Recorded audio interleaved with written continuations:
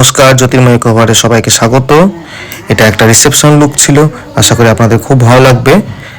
আপনাদের যদি আমার লুক পছন্দ হয় তাহলে অবশ্যই আমাকে বুকিং করতে পারেন। বুকিং নাম্বার স্ক্রিনে দেওয়া হলো।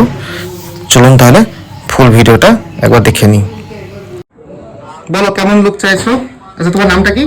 আমার নাম পিঙ্কি মণ্ডল। আচ্ছা, পিঙ্কি আজকে তো পিঙ্কি বলো তোমার লুক কেমন চাইছো? আমি সিম্পলের মধ্যে চাইছি, তারপরে তোমার যেটা ভালো লাগবে তুমি করে দিও। আচ্ছা, সে আমার উপরই হয়ে গেল সবকিছু।